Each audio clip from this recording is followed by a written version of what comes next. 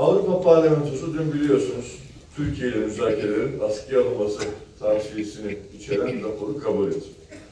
Türkiye'ye karşı ön yargılarla dolu bu rapor, tarihe Avrupa'nın bizatihi kendi değerlerine yabancılaşmasının belgesi olarak geçecektir. Bu raporun Türkiye Cumhuriyeti ve Türk milleti adına hiçbir karşılığı, hiçbir anlamı, hiçbir değeri bulunmamaktadır. Bizim açımızdan kabul edilebilir hükmü olan bir metin, bir belge değildir. Bir taraftan demokrasiye, insan haklarına namütenahi serenatlar yaparken, diğer taraftan demokrasiye kastedenlere, hak ve özgürlükleri yaşatan toplumsal düzene savaş açanlara arka çıkmak tarihi bir çelişkidir. Terörle mücadelede bu politik seçicilik Avrupa Birliği başta olmak üzere dünyanın hayrına, demokrasinin hayrına değildir.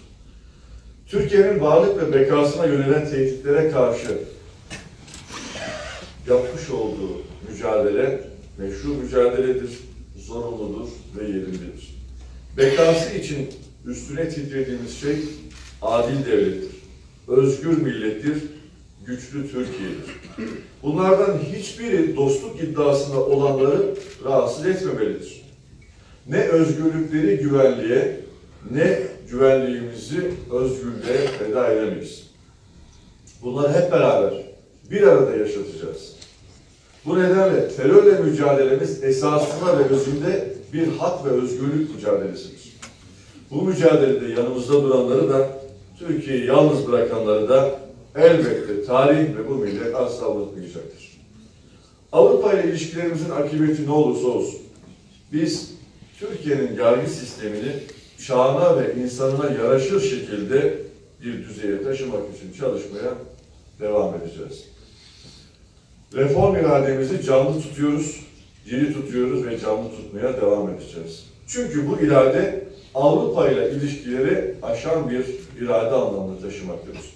Toplumca tanınan isimler uzlaştırmacı olarak sisteme dahil olması, uzlaştırmanın geliştirilmesi, teşvik edilmesi açısından da oldukça yararlı olmuştur.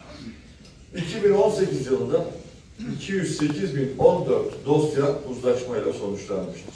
Bunun anlamı 208.014 dosya eğer bu sistem olmasaydı bugün mahkemelerde her iki taraf birbiriyle, avukatlarıyla, taraflarıyla bu ihtilafı derinleştirerek devam edecekti. Ama 208.000 kişi el sıkışmış. 36.882 dosya ön ödemeyle sonuçlanmış.